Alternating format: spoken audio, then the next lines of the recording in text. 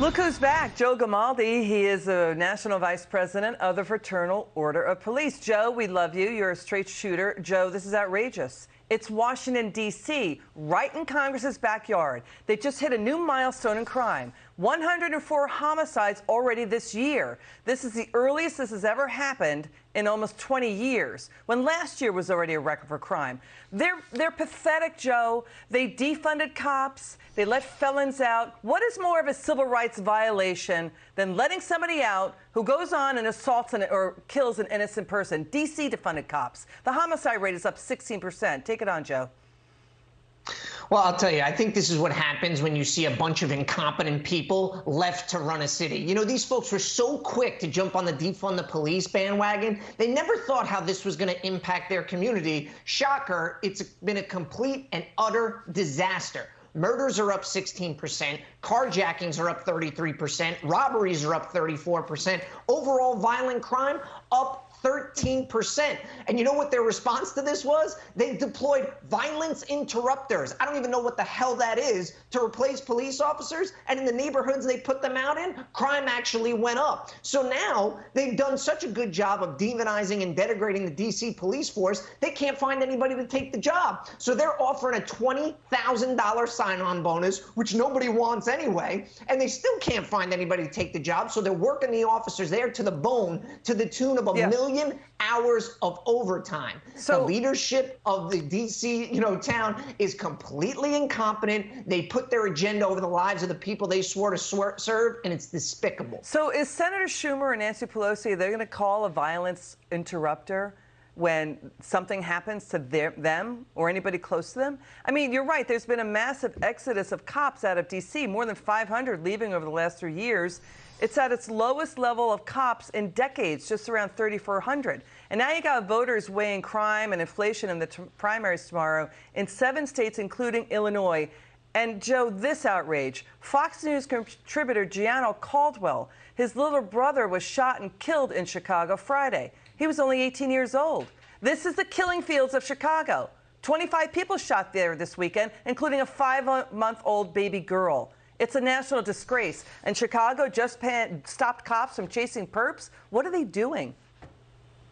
You know, first off, let me say my thoughts and prayers are certainly with Gianno and his family after this tragic incident. And it's a stark reminder that all these statistics we talk about of people being murdered, these are people.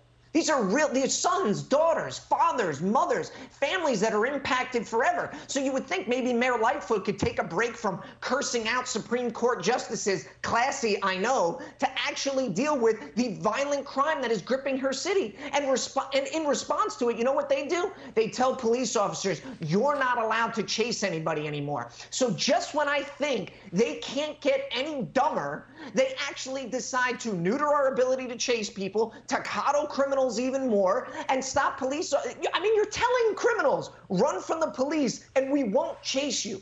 I cannot think of anything dumber than that. Well, but they think this is a great idea. And you know when they're lying, Liz, when they tell people that it's going to benefit minority communities, when you know damn well that it's going to hurt them even more because they're disproportionately impacted by violent crime. They said it was racist to keep felons in jail during the lockdowns, but then let them out, and now they're killing and assaulting minorities and victims of crime. Now they're standing up saying, where are Democrats on these civil rights violations? I mean, they let criminals out of prison again and again. You've seen it. Who went on to kill and assault innocent Americans. What's more of a civil rights violation than that?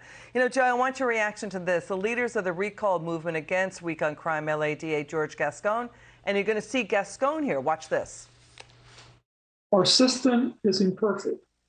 We do not always get it right. We will never always get it right. And that is not only a problem in LA, that's a problem everywhere. He will never charge anyone who's 16 or 17 years old, no matter how many murders they commit, if they're gang murders.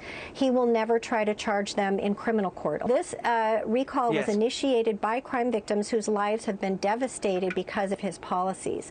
So it's victims who rose up and said, we are not happy with this, we're not okay with this. You ran on a platform of reform, but nothing is better. Things are way worse, and our lives are devastated. Okay, Joe, George Gascon, he's trying to pass the buck there. He's basically saying the system is not perfect. We will get it wrong. You know, it happens elsewhere. The Democrats saw riots as justifiable, and then they did lockdowns, then they defunded police, and they create a crime. It is, as Greg Gutfeld has said, it's politicians who don't keep criminals off of streets that kill people. You know, Liz, I don't know how any other way to say it. George Gascon's full of crap. He knows exactly what's causing this, and it's his horrific woke policies, including letting someone out on a felon in possession of firearm probation that we talked about last week, and he killed 2 police officers. And then he doubled down and said, well, it's not a violent crime for people to be gun-toting felons that are gang members. He's a complete joke. Thankfully, we already got Chesa Boudin out in San Francisco, but George Gascon is next because the American people are sick and tired, and we're pissed off of the violence in our streets. It's very clear in the polling data that Americans want law and order across all demographics, all socioeconomic levels. And you know what? With a country as divided as we are, I'm glad that we're all united, that we want law and order in our streets, and we're going to elect people that are going to do it. Joe Gamaldi, it's great to have you on. Thanks for joining us. Thank you, Liz. Sure, it's good to see you.